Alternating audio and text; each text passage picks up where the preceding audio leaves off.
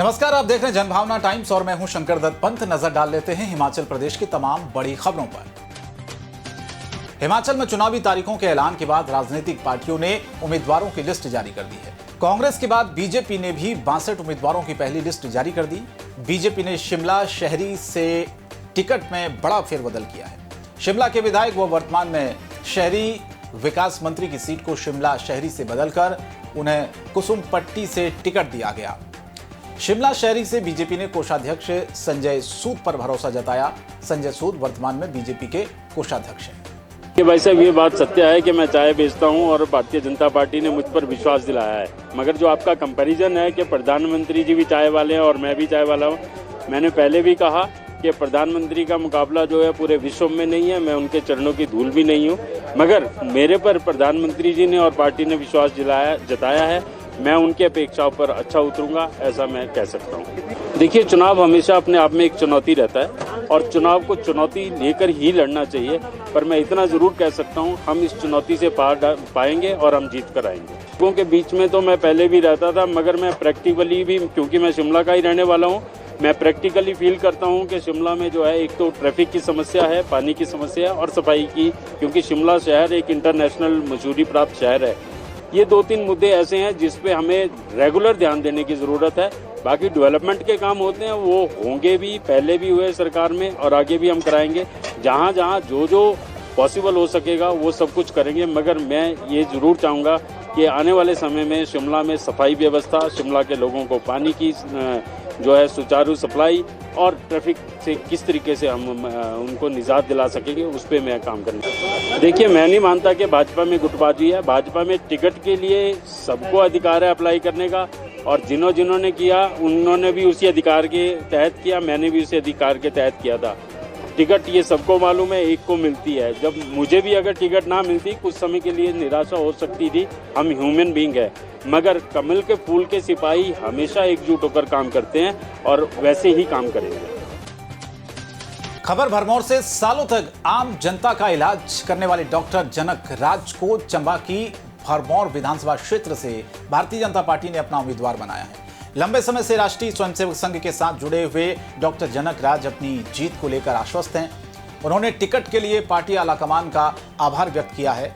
Doctor जनक राज ने कहा है कि उनके इलाके को कई सालों तक वो सुविधा नहीं मिल सकी जिसके लिए वो हकदार थे। उन्होंने ये भी कहा कि सालों तक जनता का शारीरिक इलाज करने के बाद अब समाज में फैली बीमारियों का इलाज करेंगे।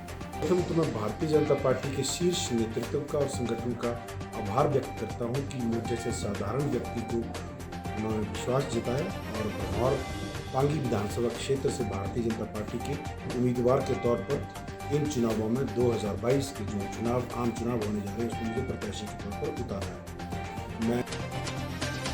राजगढ़ में दुग्ध उत्पादन संघ की बैठक हुई। बैठक में तय हुआ कि 1 नवंबर से दूध के दाम में 5 रुपए प्रति लीटर की बढ़ोतरी की गई। अब दूध 50 रुपए प्रति लीटर के हिसाब से मिलेगा।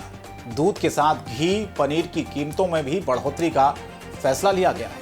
आपको बताएं कि इससे पहले दूध की कीमतों में लगभग पौने 2 वर्ष पहले बढ़ोतरी की गई थी। आज दूध विक्रेता संघ की जो कार्यकारिणी की जो अभी बैठक हुई और उसमें जो निर्णय लिया गया कि दूध का रेट 50 रुपये प्रति लीटर के हिसाब से किया जाएगा और जो होलसेल रहेगा वो 48 रुपये प्रति लीटर रहेगा राजगढ़ में थोक का। जी, सिरमौर में YSC क्लब पबियाना द्वारा 2 दिवसीय वॉलीबॉल प्रतियोगिता आयोजित की गई। क्लब के सदस्य अनिल ठाकुर ने बताया कि प्रतियोगिता का शुभारंभ शिरगुल स्पोर्ट्स क्लब राजगढ़ के अध्यक्ष अशोक ठाकुर द्वारा किया गया।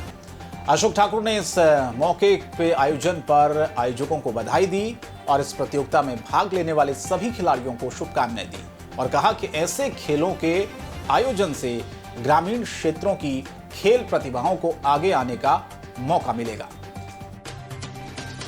सिरमौर के रेणुका विधानसभा के विधायक विनय कुमार आगामी चुनाव के बारे में आम जनता से सलाह लेने नौहराधार पहुंचे।